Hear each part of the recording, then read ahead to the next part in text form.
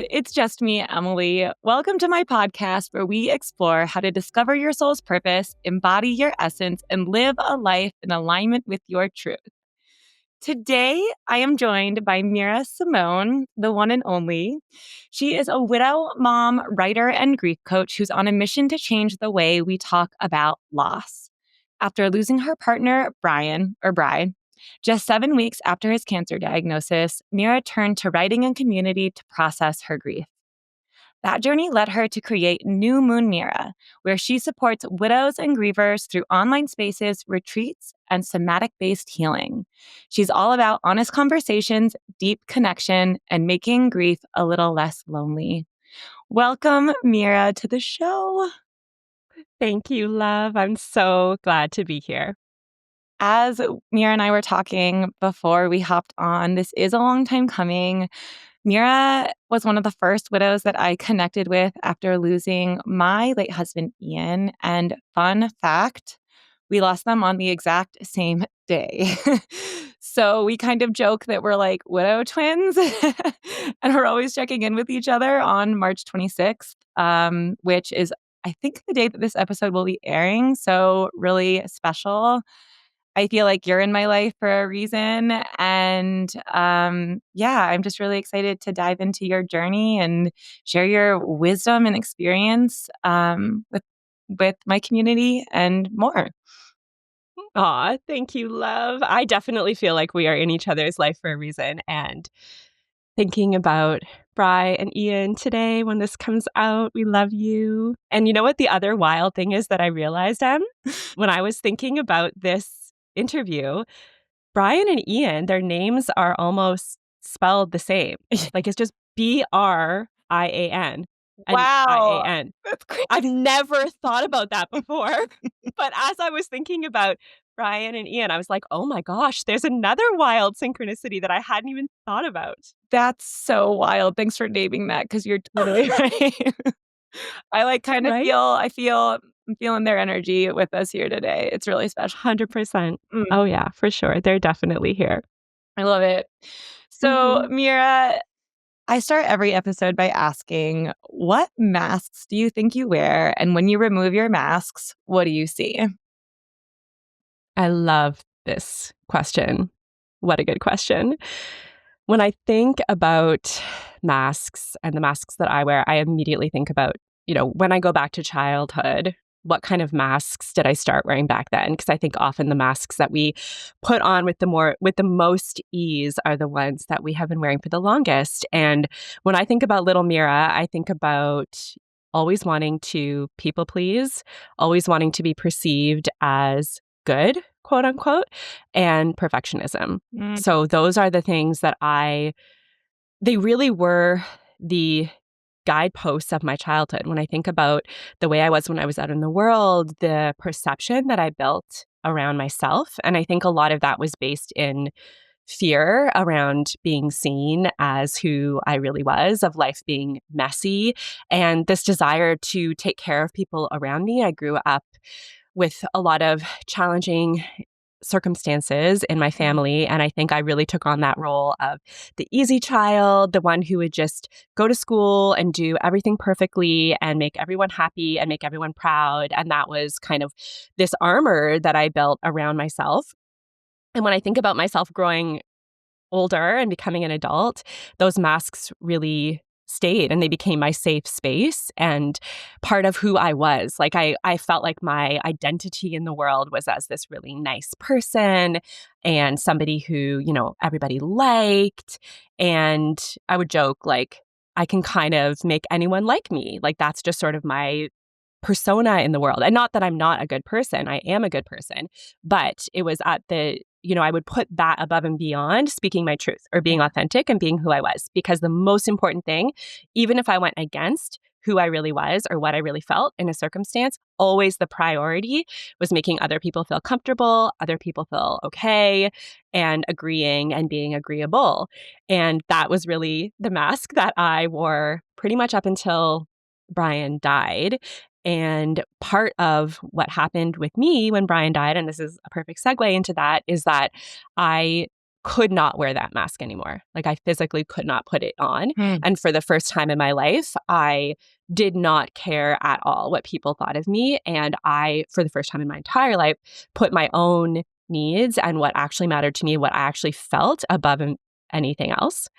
And that was so empowering. And so it was so wild because as I was going through this worst possible scenario, that was literally my biggest fear and brought up all sorts of things for me that were beyond difficult. I also was finding my voice for the first time and becoming who I truly am. And for me, how that initially came out was in honesty and creativity and writing, as I know it did for you too. And that's kind of how we found each other, right? Very similar paths. And so I started writing and sharing, and I had never done that before. I had always been in the shadows. I had always been somebody who stayed behind the scenes, and I never wanted to be in the spotlight. And a lot of that was just fear around when you put yourself out there, the brighter you shine, the bigger you shine, the more people are going to have issues with you, right? You and I, I'm sure, have both experienced that so much. And so in the years since Brian's death, I found that that mask, it's sort of crept back on. And as the shock of the early grief has worn away, and we can definitely get into this more later, I found that mask coming back. And there's been multiple moments over the past years when I've noticed that mask coming back on. And it's a constant challenge to take that mask off and to show people who I really am, which is imperfect and somebody who makes mistakes and somebody who's figuring it out as I go. And I am, what I come down to is like what I keep coming back to over and over again, I guess I should say, is that I know deep down that I'm a good person and that I love myself. And it's okay if other people don't always see that. Mhm. Because before I would just equate, well, if other people think that I'm a really good and really kind and really nice, then that means that's what I am. Whereas it's now been flipped where I'm like, there's going to be so many people out there who aren't going to think that about me or feel that about me. And I mean, you know what it's like. You go through this type of a loss. It doesn't always bring out the best in you. There's Mhm. so many things I did where I'm like, oh my gosh, I was a total asshole and completely. And for the first time in my life, it's because I was prioritizing myself. And am I proud of every single thing I did after Brian died? 100% no. But also, I know I'm a good person and I love myself. And that's the most important thing. And I'm not perfect. I'm not striving for perfection. So that's my answer. I love this so much. I resonate with I knew everything you you would. said. Holy cow. Yeah. Okay, first of all, I think, gosh, that good girl image that so many women have been conditioned with. And I love what you said about how the masks that come on most easily are the ones that we've worn the longest. And I think that is absolutely so true. I also really want to name how much I resonate with this idea of, yeah, after Ian died, it was it was the first time I was actually being myself. And now that the grief has kind of subsided, the mask goes on again. Yeah. And it's I didn't even realize that there was a mask probably not until 3 or 4 years after Ian died when I started doing deeper identity work and really seeing it. But I also just want to name how freaking hard it is to stand in your truth, especially after having all of that conditioning around oh, for me to be loved, accepted, worthy, safe, I need to be the good girl. And here you are standing in your truth, probably pissing some people off because we're not going to appease everyone. And that's not our job to, especially as fully sovereign, fully expressed powerhouse, badass bitches that we are. That's right. Right? But that is an edge. And that's so hard to believe and trust when you're really putting yourself out there. So, hell yeah. Hell yeah. So let's dive in a little bit to your unique story of loss. I'd love to hear specifically just how was your grief in the beginning and kind of where is it now? What does it look like? I mean, the beginning was so full of shock for me because, as you mentioned, Brian died 7 weeks after a diagnosis. So there was no time to process any of it while he was still here. Yeah. And I always say the way that I describe it to people is every single day was worse than the day before. So there was not a moment of respite. And when he was diagnosed, he was already in end stage of life. Like he already had all the symptoms of end of life. And really, there was no time once we knew what was happening, there was no time then to do any of that work of integrating the truth of what we were going through. And I think I knew on a level and I knew in my body, but I was in shock and I was really going through the motions of trying to help him and save him and keep him comfortable. And there were so many emergencies because it happened so fast. I was constantly on edge for 7 weeks, and then he died. And what I felt when he died was that I still hadn't really wrapped my head around the fact that Brian had stage 4 cancer. That was still, I was still reeling from that. And we got that news over email, which is just so wild. And it was such a shock. It was so traumatic in that moment to get that news. So I found myself 7 weeks later, he's died. I'm a freaking widow. And I can't even believe that Brian got cancer. Like, so it was just, my early grief was just so much shock. I remember, I always think of this moment where I remember just like looking into the street, and I lived in a really busy city at the time. And I remember looking out into the street and feeling like I felt like I could walk out into that street and I would not get hit by a car. Like I would just stand there and the cars would like go around me. And that's how I really remember that moment. And there was like a part of my logical mind that was like, you're in shock. And I had a mental health background, so I kind of knew. And I was like, this is shock. Obviously, don't really do that. But wow, isn't that interesting that every part of you like thinks that that's the truth? Yeah. And I had so much of that type of just pure shock and adrenaline. And I mean, I was just so devastated. Like the other thing that really hit me in early grief was I was obsessive about writing down every single memory of Brian that I could think of because I was so afraid I was going to forget him. So I would write down I have like journals and journals and journals of just random shit that I would write down about him. And just all these signs. I was obsessed with signs, and I got so many signs at the beginning. And I became just obsessive around writing down every single sign and feeling so connected to him. And then that's when I started writing. So early grief for me was really about this creative urge that was just flowing out of me, and I couldn't control it. And for the first time in my life, I didn't care what anyone thought. And I was just writing. And I started sharing my writing publicly, as did you.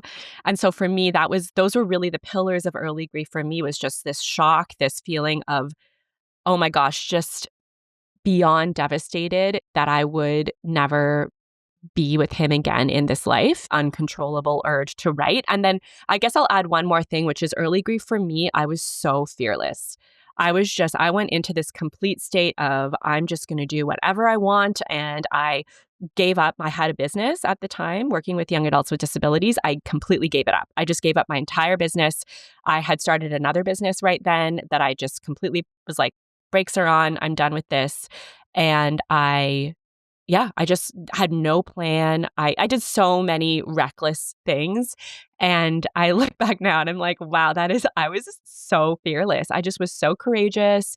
And I felt like for the first time, I was just authentically being me, which was such an interesting combo of all those things happening together. And I know that's not everyone's story, but that was mine. And then when I compare that to now, I feel like I'm in a much more stable place in terms of my nervous system, in terms of my health, in terms of my body, and in terms of my emotions. I feel like I used to hate when people would say, you build resilience. I hated that. I would get so angry, but that's really truly how I feel. I've had just even the past month in my life has been so difficult in so many ways that are completely beyond me and around me.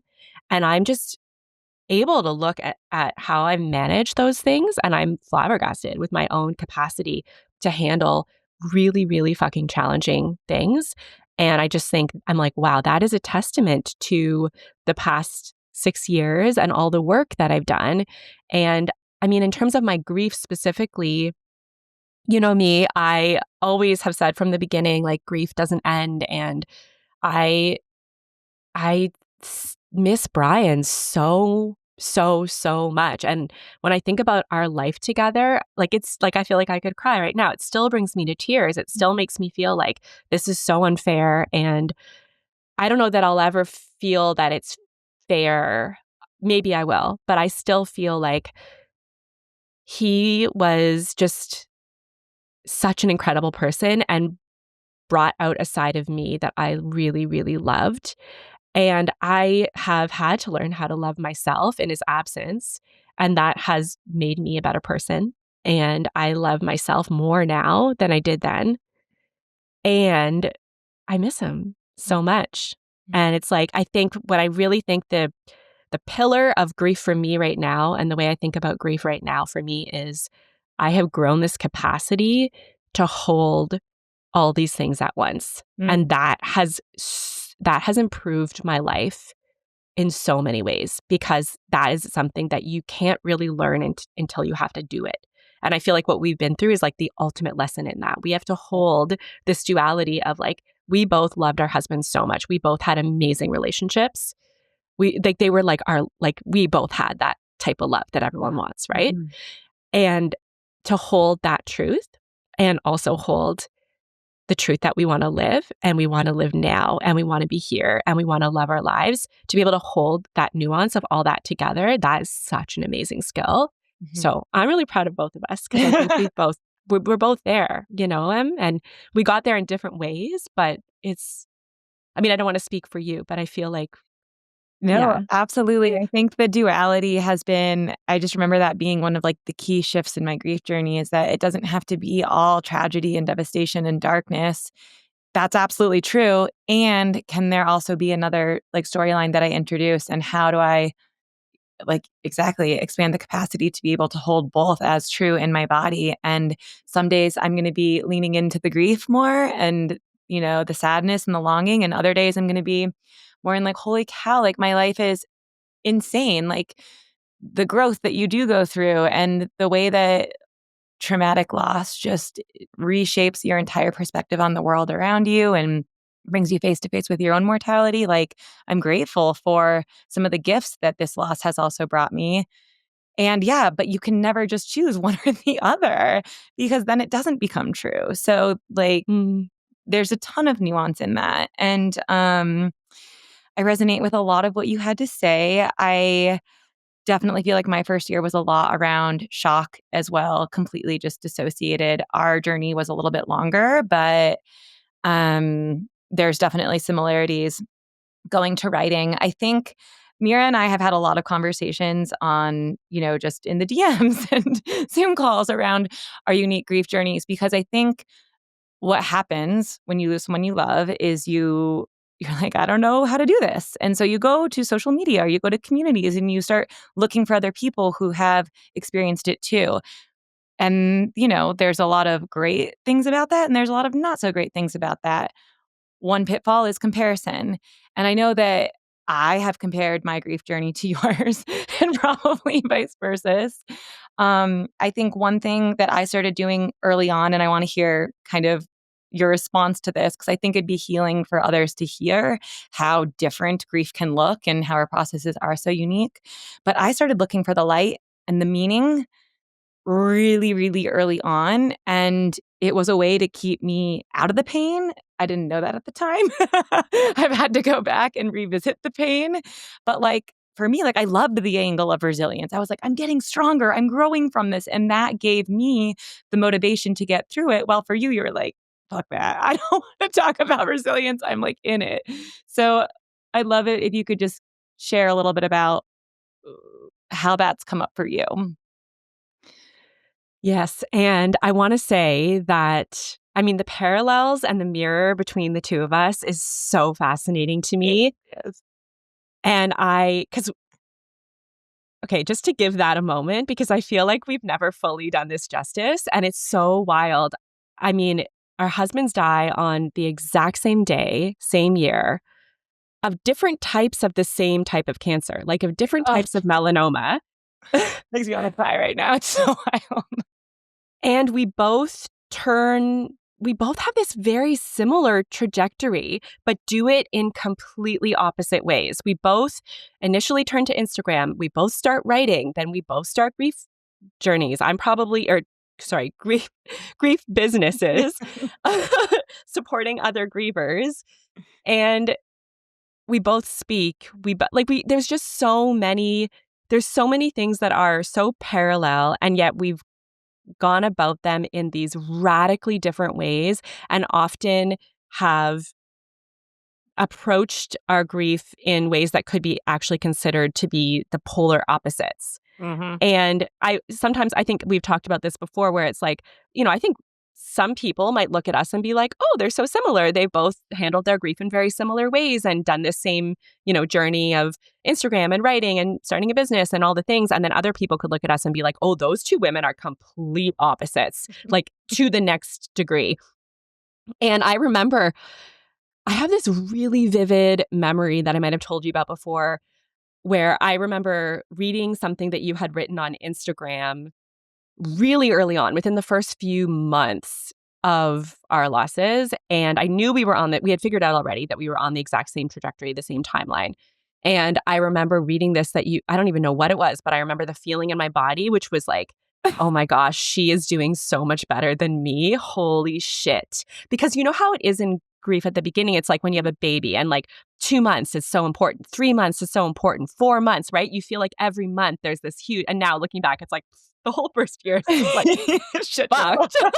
But you remember that, right? At the time, it's like, oh, for me, it's been 3 months. Oh, for me, it's been 7 months. Oh, wow. Totally. It's like this 100%. huge difference. So I know just the knowledge that we were on the exact same trajectory. And I remember reading this post that you written, and I was like, holy shit, she is doing so much better than me. Like, I'm so messed up right now. And so I think there's I'm just laughing because it's so true. Like witnessing you in that, I'm like, yes, like absolutely. But I think there is something to this way that we've been in each other's lives for such an important reason, in that we have, I think, often shown each other this other way, this other opposite, whatever that is, that yin, that yang, that opposite that can be so confronting and triggering, I'm sure, for both of us in many moments, but also so important, because that's what life is. It's like we need to come back to the middle more. We need to, and I know we've talked about the Enneagram in the past, and the way, and for anyone who doesn't know, basically there's different types of personality types, essentially. It's a type of personality sort of thing. And Emily and I figured out pretty early on that I'm a 4 and she's a 7, and those two could not be more opposite, especially when you think of how the 4 deals with grief and how the 7 deals Oh, with yeah. grief. The 4 is all about like going deep into the depths and the darkness and just being so almost being too comfortable there. Mhm. Like getting, and the real beauty and richness of life is in the depths and the darkness. So I was like primed for that even before Brian died. So of course I was like going to the depths. And, the struggle and the challenge with the 4 is that you can get stuck there because life doesn't really feel beautiful and poignant and alive unless you're really in the depths. Whereas the 7 is all about like finding the light and going into the positives and, exactly like you Passing said. the pain. Yeah, and the resilience, and of course you would connect more to that, and I would connect more to being in my grief for, you know, that's where my comfort lies. And even to this day, when I have those moments when I feel that grief, there's a sense of comfort there for me. There's a sense of like, I know how to be in this space. And I know for me, it's been, finding for both of us, probably it's been finding a balance. But I think there's just something so fascinating about that yin and yang between the two of us, and finding this middle, coming back to a middle. And we've done it in this interesting dance, right? And I feel like there's been so many moments along the journey of the past 6 years when I've seen you do something and then I'll do kind of like a similar thing, but in my own way, or vice versa. And we've kind of had this dance between the two of us that's just been, often you're a few steps ahead, I think. But then in other ways, it always comes back around, Oh, right? So it's absolutely. mhm. And I love it because it's just a reflection of life too. I think Yeah. a lot of life is just holding two truths true truths at the same time, because everything is on one spectrum. It's just the opposite end, right? And so by like the yin and the yang together is whole. And so, there were times where I did find like posts triggering that you would write because I couldn't access that part of myself. It was like and that's all a Mm. trigger is, right? It's just like this unresolved area within us that we don't know how to access, or we've suppressed it, or it's just unresolved, whatever, trauma, conflict, whatever it may be. And after I started learning about that though, like I could lean into the triggers and be like, okay, well, what is here for me? Like clearly there's something that Mira has for me. Like there's medicine in the trigger and what she is saying. And it's taken a while to get there, probably for both of us, right? But, I'm so grateful for to be here now and having this conversation with you because, like, I've needed that. My grief journey did lack depth. I was so into the light that I wasn't able I got to a point where I felt really kinda, like, apathetic and numb. I was like, like, if there's one person who could think their way out of grief, it would be me, 1000%, because, like, you were talking about the Enneagram, but another tool that I've been diving into is astrology and seeing how my placements have really affected my grief journey. I'm an Aquarius moon, and so it's very easy for me to, like, l use reason and logic to I can be really, like, unattached. And I can, like, think my way into, like, any storyline around my loss. So it has to be brought into balance somehow. So, Mira, we talked a little bit about just personality types being a factor that affect the unique way that we grieve, and for anyone listening to this, I, like, really, really invite you to learn about your Enneagram or your astrology or something that just is gonna help you give permission over your unique grieving process. Because I think for both of us, that was supportive. But are there other factors that you think really shape a person's unique experience?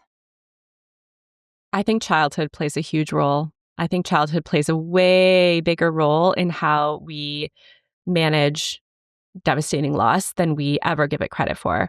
And, often because when we go through something like losing our partner really young, it feels like it's all about that. And for a long time, it has to be all about that. And it's like, I don't know about you, but I felt this resistance, even in therapy or even within myself, in looking at my childhood, because I was like, the last thing I fucking need right now is to go into my childhood shit. I have enough on my plate. I've This is the worst possible thing. I'm not even, for me, there was this really big thing in my grief around nothing can compare. Nothing can compare to this. And the thought of even doing other types of work, even on myself, just felt almost like an insult to the immensity of this loss. And so I ignored my childhood for a long time. But I think so much about the way that we handle a traumatic loss has to do with the blueprint around traumas that we've experienced in the past and how we grew up and what our coping mechanisms were, because our nervous system is going to go back to what is familiar. And so when we go through something really, really traumatic as an adult, if there has been prior trauma, if our nervous system is primed in a certain way, we are 100% going to go straight back there to the next level, because that's what we consider safe, and our nervous system will always prioritize safety.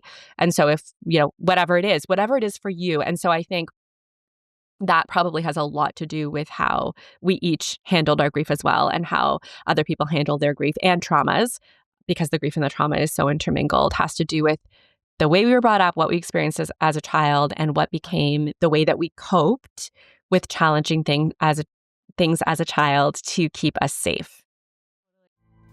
Life can get hella complicated.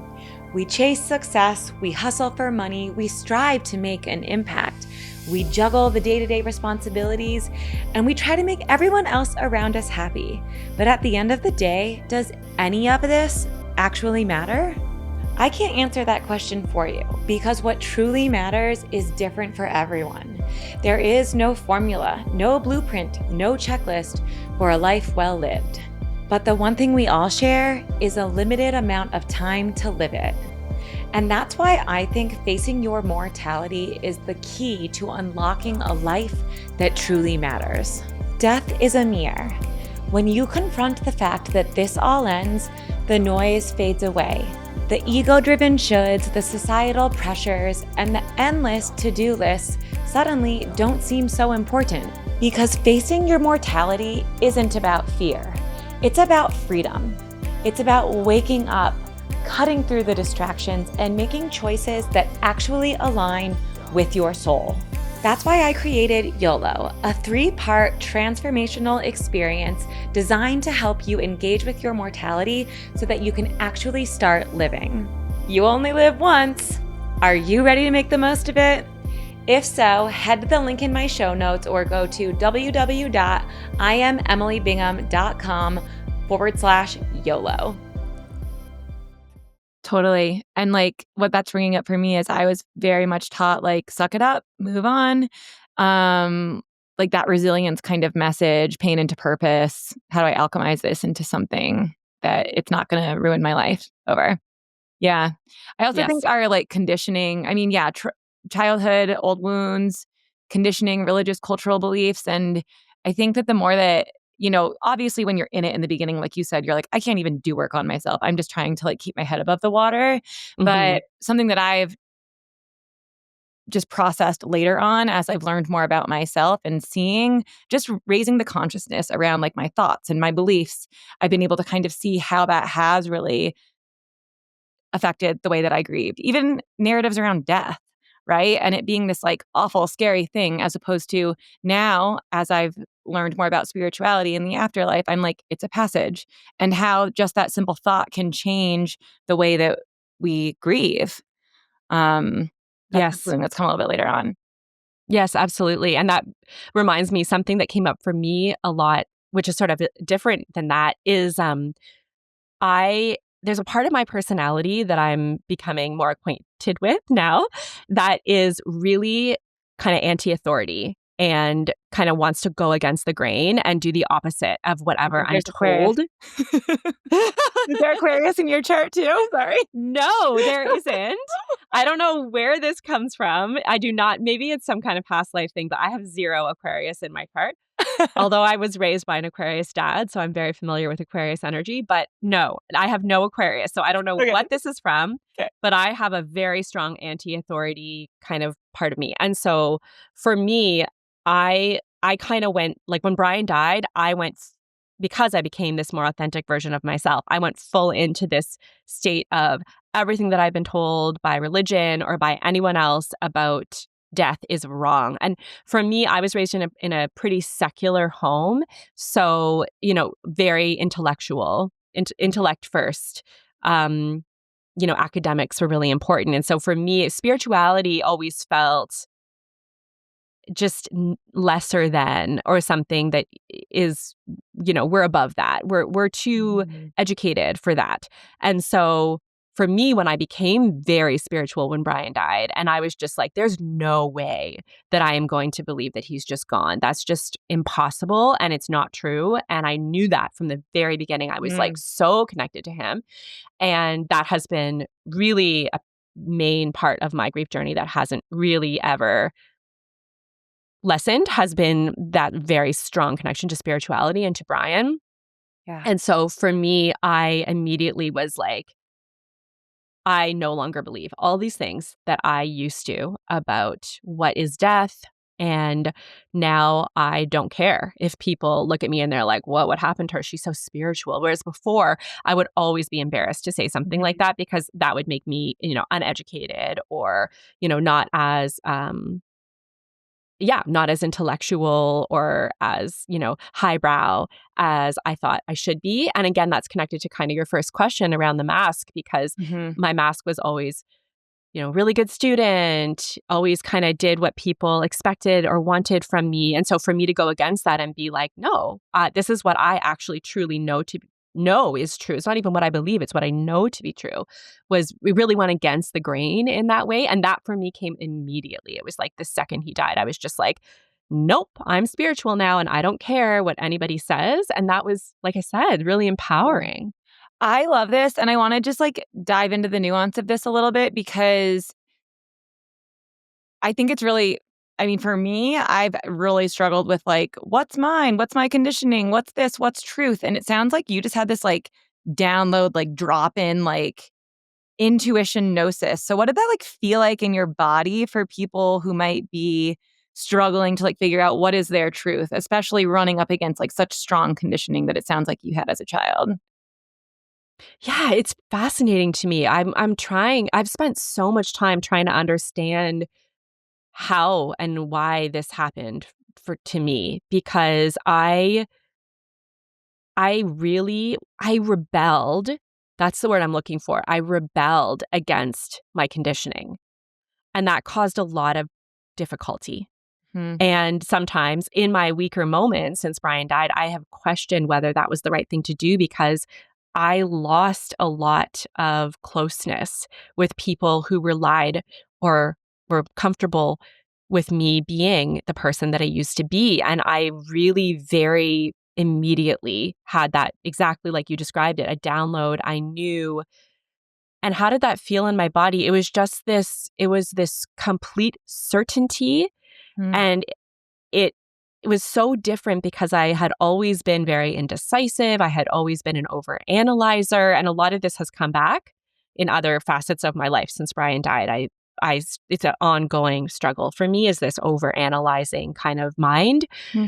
Same. But in that moment, it's like that went away, and I knew it's like I would think about, okay, do I want to do this or this? And for the first time in my whole life, my whole body would just feel this warm sensation Hmm. when the answer was yes, and it was this complete revulsion if the answer was no, and it was like I was so in tune with myself, and I've definitely spent lots of time since then overanalyzing and questioning whether that was trauma or that was intuition, and that's something that is so interesting to think about is what is the difference and how do we know? But in early grief, Totally.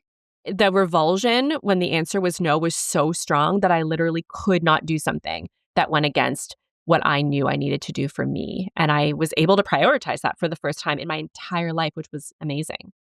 Yeah, wow. I like what's coming up for me right now is because I felt kind of similar, not as pronounced, it sounds like, as yours, but just the way that I created during that time was Yeah. so like I was not in the head. And it's been funny because, you watch my journey. I've gone from grief coaching, now I'm trying to get into spiritual life coaching. And it's been really hard because I've moved out of my heart back into my head, Mhm. into like, instead of just like being in my being and trying to figure it out mode in my head.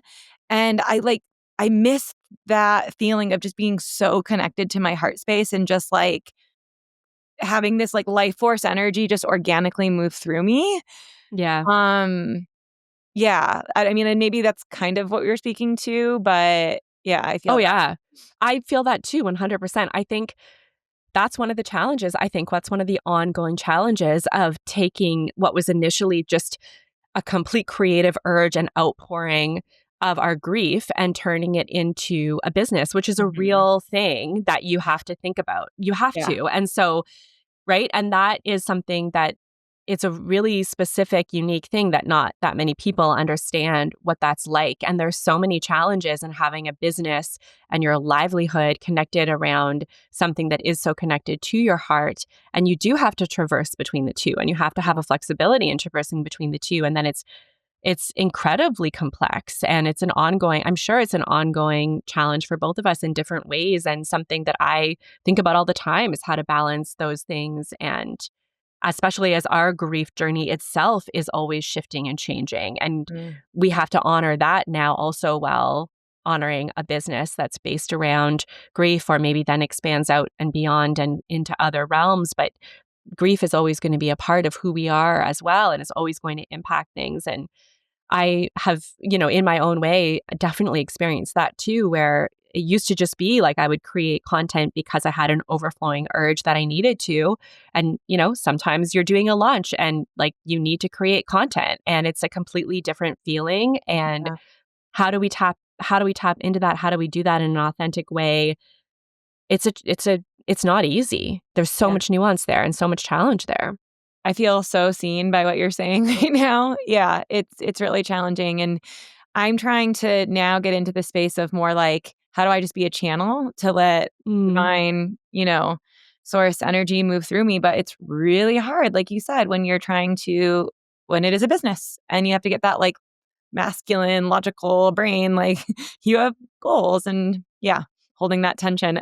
And again, neither are right or wrong. It's like same with the Mhm. light and the dark. Like we have to they can come together and relate to one another in a way, but it's I haven't quite figured that out yet. So let me know when you I do. haven't either. So Mira, I want to dive into more of this like spiritual realm. You have mentioned that you and Bri had a soul contract. Do you believe that this is so? And can you just elaborate on that? Yes, of course. For me, and I always preface everything that I say about spirituality with the statement that I think this is only helpful if it serves you. I think for some people, the way that we all get through our loss in a different way.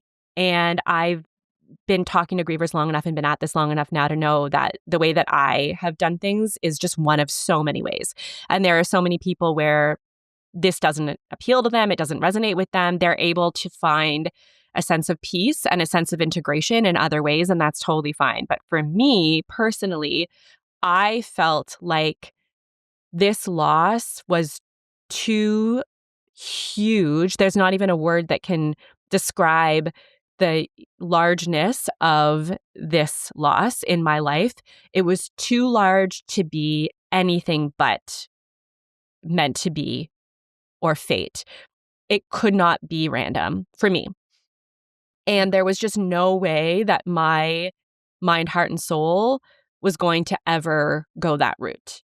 It felt I would just become completely numb and, yeah, just disconnected from my life if I ever went that route for me personally, with my makeup, with my personality, with my soul, with, whatever has brought me here. That just was never an option for me. And so from the very, very beginning, I knew this has got to be meant to be.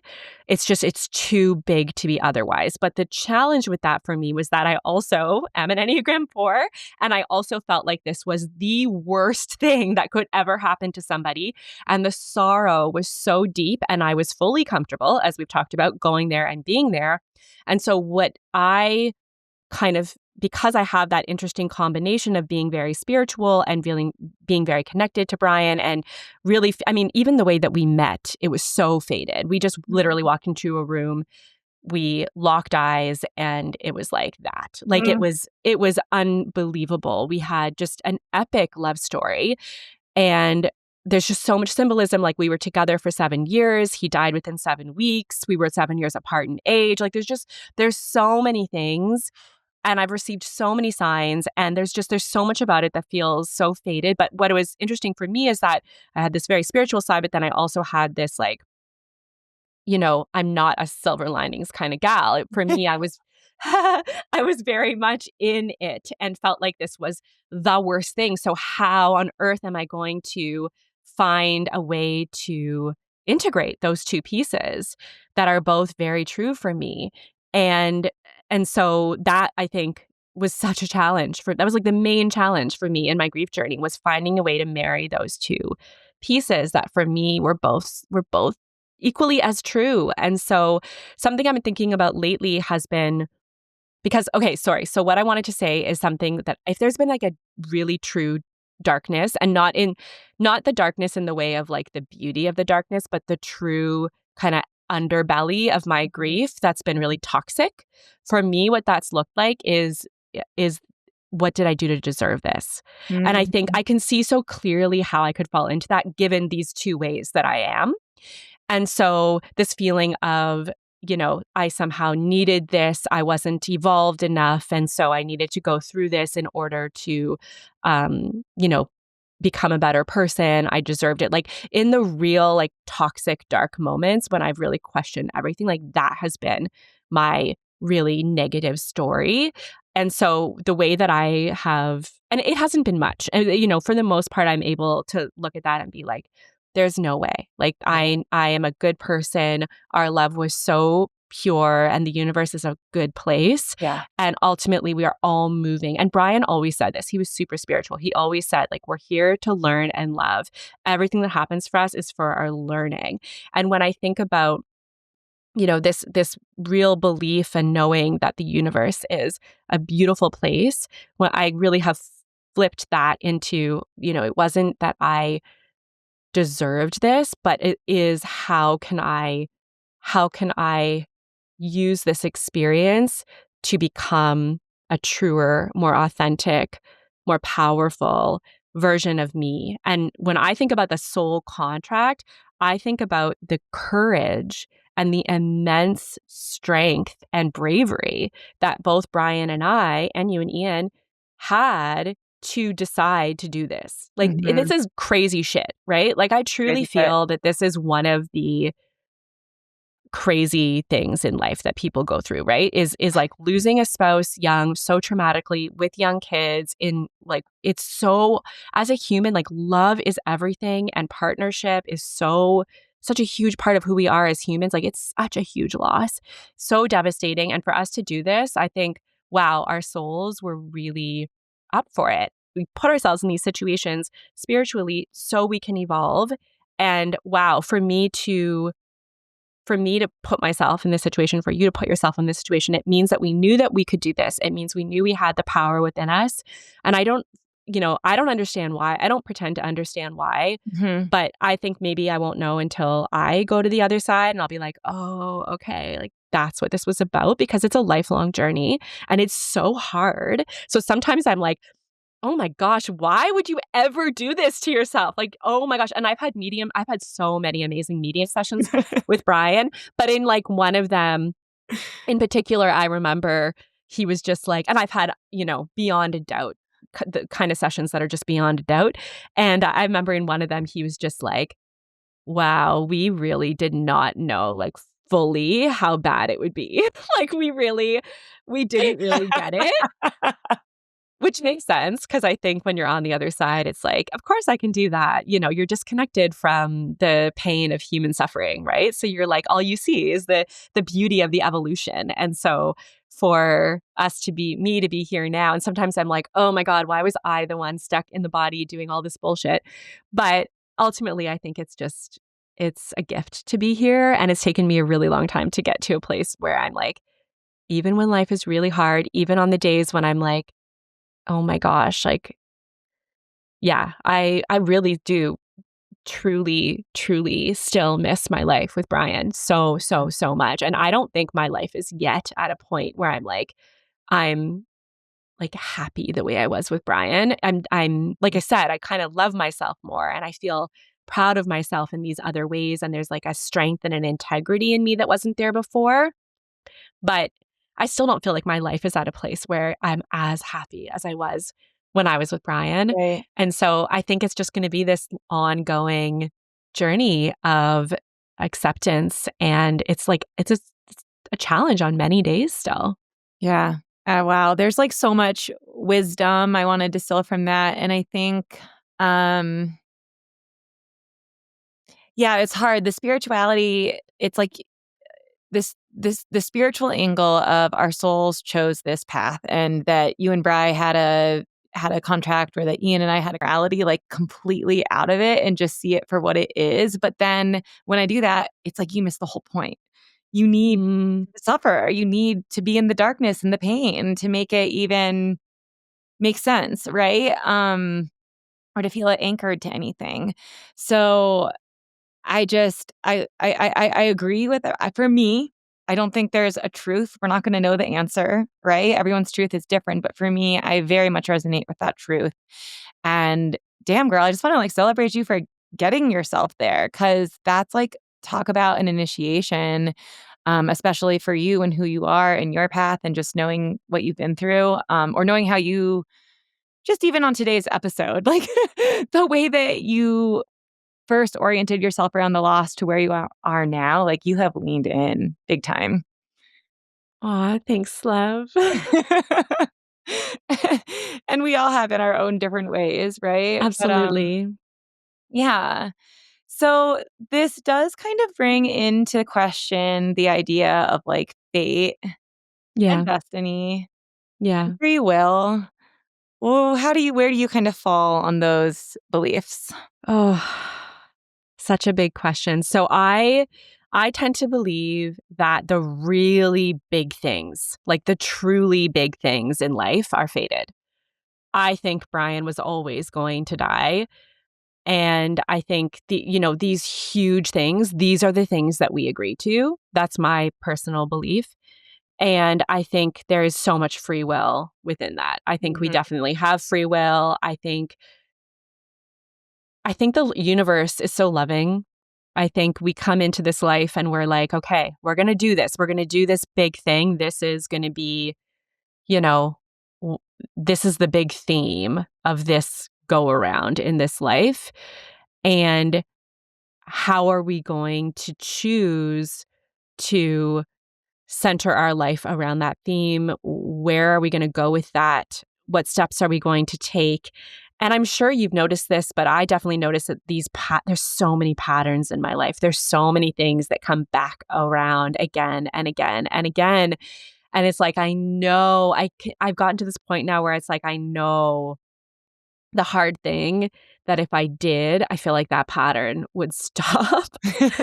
But it's really hard, and we so often we fall back into these familiar patterns, and I know that with familiar patterns in terms of how we kinda handle really challenging circumstances, and I think as more time goes on and as I start to notice these patterns and look at these things in my life, I can really see that, and I see how I had free will there, and I had free will there, and I had free will there, and there's so many places where I have free will, but Mhm. I don't believe I don't yeah, I don't believe that there's anything that we did to cause Brian's death. And I know that's a big thing for a lot of grievers is there something I could have done to prevent it?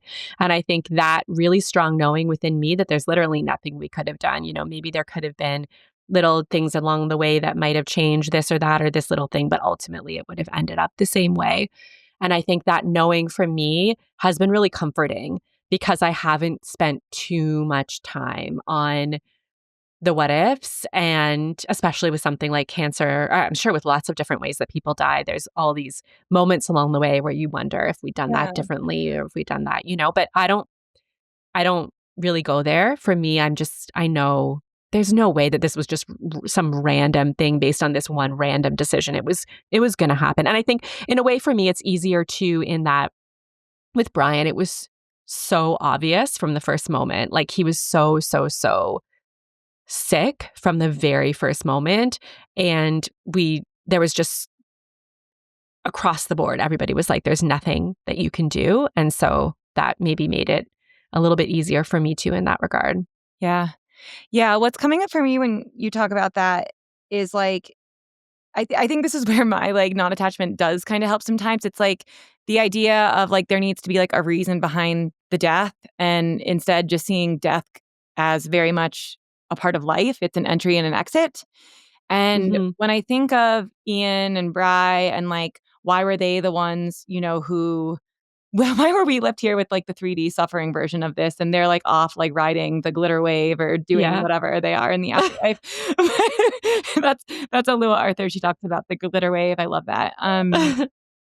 But, like, I think of like, there is a level of, like, I feel like we have to take, like, our projections and morality out of it, and I see them exiting so that we can be here to essentially discover who we actually are, our authentic self, and to express ourselves in a way that is going to have massive impact on the collective. And whether that's like thousands of people in your social media community or just like our kids at home, right? Like them not being here, it's been horrible and tragic. And I think the people that we have become as a result has raised our individual vibrations and also im you know, served the collective in a way that may perhaps, like, we never would have had they been here in the physical. And I don't Mhm. think we can say, like, one's better or worse or whatever, it just is. Um, I mean, that's been kind of my a concept that I've been playing with. Still hard to grasp fully. And sometimes I'm like, well, is that really my truth? But I mean, uh, yes. I mean, for me, I think I have just a slightly different way of looking at it, but similar, which is that I think, I mean, one of the things, just personally, I guess I'll say, one of the main things that I think I've learned through this experience of losing Bri is how to love myself. And I mm, think I really relied heavily upon love and validation from others, and was always seeking those things from outside of myself. And I think that's a major theme. Like I spoke before about themes, I think that there's these themes that we come into this life with, and there's these big lessons and big themes that we're working through. And for me, that definitely rises to the top as one yeah, of my big themes. And um, yeah, I have a Virgo rising, and Virgo rising, it can be very, because so Virgos are known to be very perfectionistic, very critical, and the moon, sorry, I didn't mean Virgo rising, I meant a Virgo moon. And the moon is very much like our internal emotional state. So I can be so perfectionistic and critical of my own inner world. And the loving myself piece has been a huge journey for me.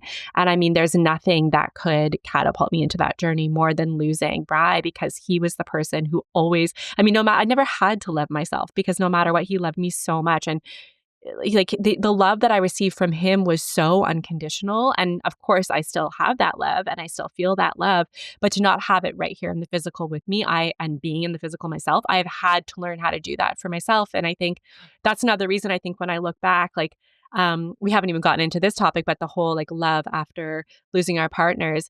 And that's part two, the that's sequel. part two. Yeah, we'll save that. But I really thought early on, I was like, "Oh, I'm definitely gonna be one of those widows who's gonna meet someone, and have another partner and have another baby and all these things." And people are always shocked by that, because I am so authentic about my grief, and because people still, no matter what, people still have that binary thinking, right? They're still thinking, well, if you're still in love with your partner, you can't have another partner. Yep. But for me early on, that was part of that whole shock that I spoke about, was that I felt like I'm gonna fall in love again, like just the way it happened with Brian. I'm gonna walk into a room and magically I'm gonna meet my next person, and I'm going to still be like totally authentic in my loss, but they're going to totally accept it. And I just 100% felt that that would be the truth.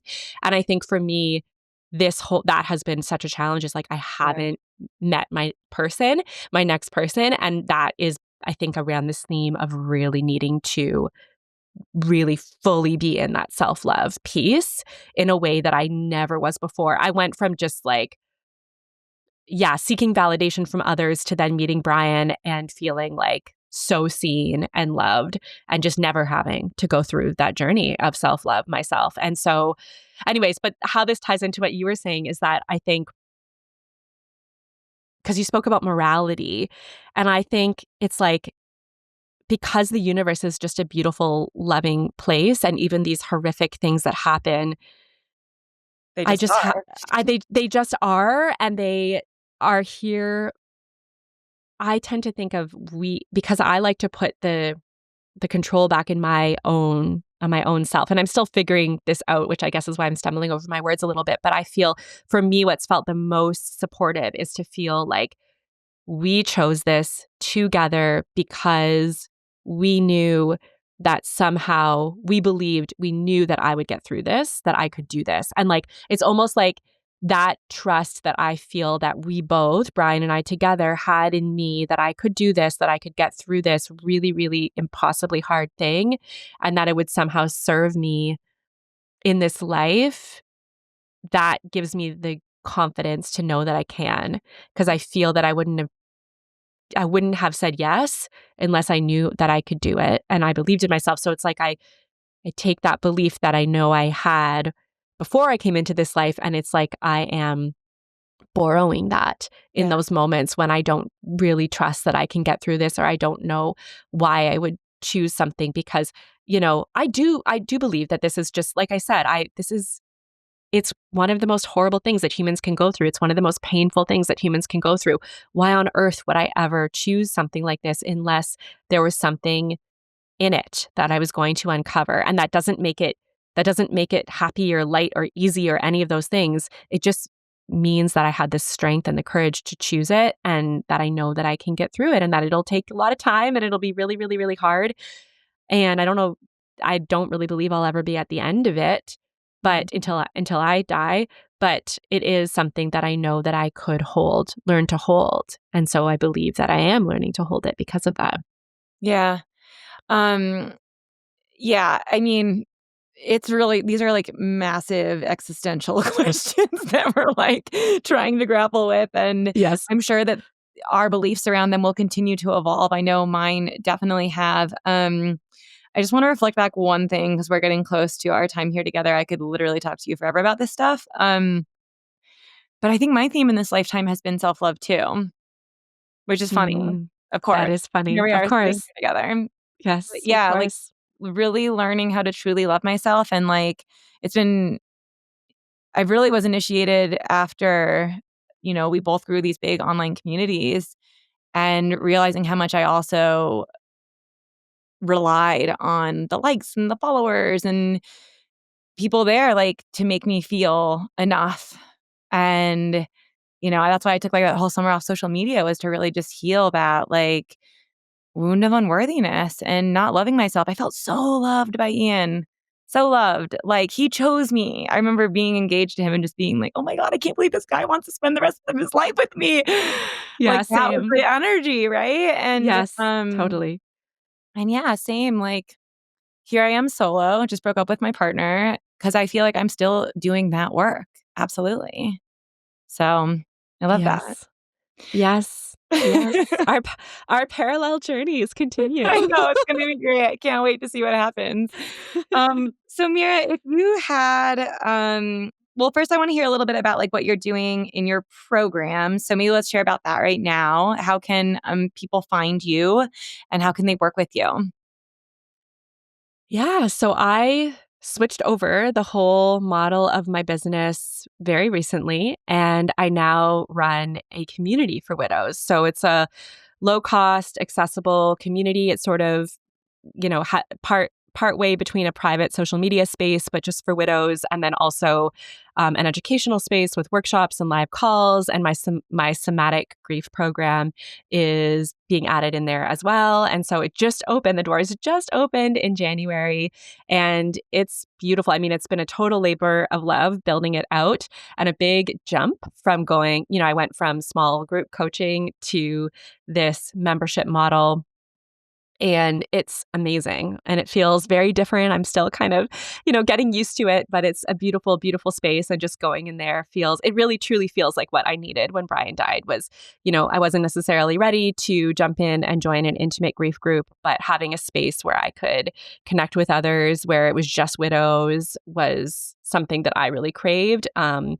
I try to put a little bit in there for everybody. So if you're in there for the live calls, there's those. If you want the workshops, they're there. There's guest speakers, there's the somatic content, and then there's sort of the social media platform. So I'm loving it. It's called the ICU Sister Community. And yeah, that's been sort of the main focus for me for the past few months, really building it out. And I love it. I love that, Mira. That's so powerful. I know how important having those spaces are as, like, a young widow, and it's nice to, like, have it off Facebook and, like, in a real community. Exactly. Yeah.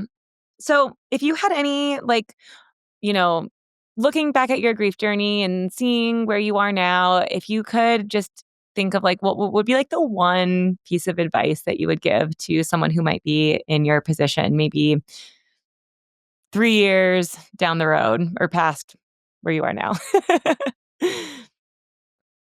Wait, so I'm talking to someone who's 3 years further out than me, or back? No, no, no, like, say or Sorry, I don't what? know, like, let's just think I don't know, like, what time you'd wanna give because I feel like advice lands so differently at different parts of your grief journey. So how Totally. about let's change it differently? Like, what would be, 'Kay. like, a message of hope or just, like, words of inspiration that you could give to widows or grievers who are navigating loss? Okay. Okay. That's I better. mean, I think that you have the power within you to get through this. You would not be in this situation if you did not have the authenticity, the power, the strength, the vulnerability to walk yourself through this. And the most important thing on this journey is going to be to listen to your own voice, your own inner knowing. There is no right way to do this. Don't worry about what somebody else is doing, how somebody else is doing it, what timeline they're on. This is your journey, and if it feels like the most huge, impossible experience, that's because it is. And it's okay to admit that. It lands, and because it's true. And you feel the truth of it and how annoying it is, because you just want it to be this like easy thing that you can get through, but it's not. I mean, look at us. We totally went about this in different ways and tried all the different, whatever ways of getting through and around this situation. And here we are 6 years later. And there's so much that we're still uncovering and sharing and moving through, and the journey lasts forever. So let go of the timelines, let go of other people's opinions, and just go inward. That's my advice. I love that. I echo all of that, and I'm just like so grateful that we're here today having this conversation. I know Brian and Ian are so proud. We're doing Yeah. it. We're in the curriculum and just more to uncover. So, thank you so much, Mira, for being on the show. And thank you, listeners, for tuning in. If you enjoyed the conversation, I invite you to leave a comment here or connect with Mira on Instagram or me on Instagram. We'd love to hear what you guys thought. Thanks so much. Yeah, thank you so much, Em. This was amazing. Thank you.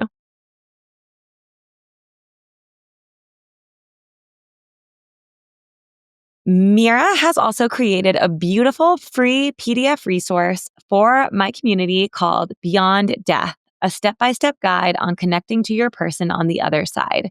So if you found our conversation around spirituality and soul connection interesting, and you want to explore concrete ways to build and maintain a connection with your person, just head over to newmoonmira.com/beyond-death-freebie. It's going to be a good one, guys. So go and check it out. Thank you so much for listening in to It's Just Me, Emily. I hope that you enjoyed the show. If you did, it would be a great honor if you could subscribe and then leave a review. And if you do so, I will send you a beautiful hardback copy of my book, Love and Grief, to the first 20 people who subscribe and leave a review. When you do that, it just helps my podcast get boosted and more people will be able to come in and view the show. Thank you guys so much for tuning in, and I hope to see you in another episode.